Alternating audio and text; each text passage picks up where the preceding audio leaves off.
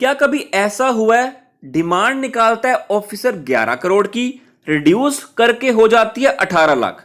मेरे पास भी एक रिसेंटली केस आया था कर्नाटका असेसमेंट का, जिसमें इंस्टेड ऑफ लोअर रेट 5% की जगह हायर रेट अप्लाई कर दिया अराउंड 14%, जिसके बेसिस पे क्या हुआ, मेरी डिमांड हायर आई, मुझे अपील करनी पड़ी। तो गाइस ये केस आपके लिए काफी रेलेवेंट होने वाला है, तो प्लीज वीडियो को एंड तक देखना और लाइक करके शेयर करना।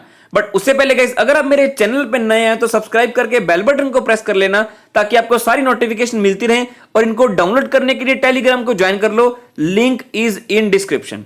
पार्टी आपके सामने है associated power structure private limited. तो जैसे मैंने आपको फैक्ट्स बताए, डायरेक्टली हम रेलेवेंट पॉइंट से पढ़ते हैं। Well, the stand taken by the officer is quite fair. पूरा सुनो। But we only fail to understand as to why the officer did not apply his mind. मतलब जब वो ऑर्डर पास कर रहे थे तब उन्होंने क्यों चेक नहीं किया। अगर हम कोई गलती कर देते हैं तो एनुअल रिटर्न को रेक्टिफाई करने का हमें मौका नहीं मिलता। आप एनुअल रिटर्न को रिवाइज नहीं कर सकते हो, आप जीएसटीआर 3B को रिवाइज नहीं कर सकते हो, जीएसटीआर 3B में नेगेटिव फिगर्स एक्सेप्ट नहीं करते। तो जब इन्होंने इतनी बड़ी गलती कर दी, 11 करोड़ से डायरेक्टली 18 लाख आ गया, तो इन्होंने क्या कोई माइंड अप्लाई नहीं किया। मतलब जब कोर्ट ने जब अपील की, जब कोर्ट ने बोला और इस डिफरेंस को पॉइंट आउट किया, तभी इनको पता लगा। In imposing the amount of penalty did the officer realising his mistake agreed to rectify the same. मतलब कहने की बात क्या है, जब कोर्ट ने बोला तभी इनको समझ में आ रही है बात। We only question the officer to be careful in future and not commit such mistake again. For such type of mistake not only causes harassment to the parties but also shatters faith of the people in the system. Exactly 11 crore की original demand थी, जिसे reduce किया, officer ने review किया अपने order को, 18 लाख कर दिया।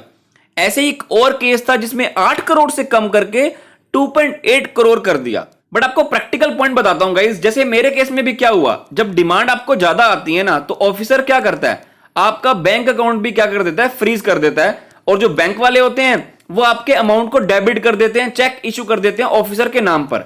तो हमारे केस में भी यही हुआ, चेक इशू हो गया था, बट ऑफिसर ने अभी तक क्लियर नहीं करवाया था वो चेक। तो जब तक ऑफिसर ने क्लियर नहीं करवाया तो आप क्या कर सकते हो, अपनी डिमांड को रेक्टिफाई करवा सकते हो। तो इस केस में भी यही हुआ। If it is ultimately found that the petitioner deposit is in excess, the same shall be refunded within 2 months from the date of passing of the order. कि अगर उन्होंने एक्सेस पेमेंट कर दिए तो उनको वापस रिफंड मिल जाएगा। We also direct for defreezing oblique de-attaching of the bank account of the writ petitioner if attached in reference to the proceedings. Subject matter of present petition. This shall be done immediately. और साथ में ये भी बोल दिया कि ये जो आपने ऑर्डर पास किया है आप इसे विड्रॉ करो और फ्रेश ऑर्डर पास करो, with the direction to the assessing officer to pass a fresh order in terms of the provision of the central goods and service tax rules. Please comment box पर जरूर बताना कि क्या कभी आपके साथ ऐसा हुआ है। तो वीडियो को लाइक करके शेयर करना। Till then thank you very much, have a nice day, bye.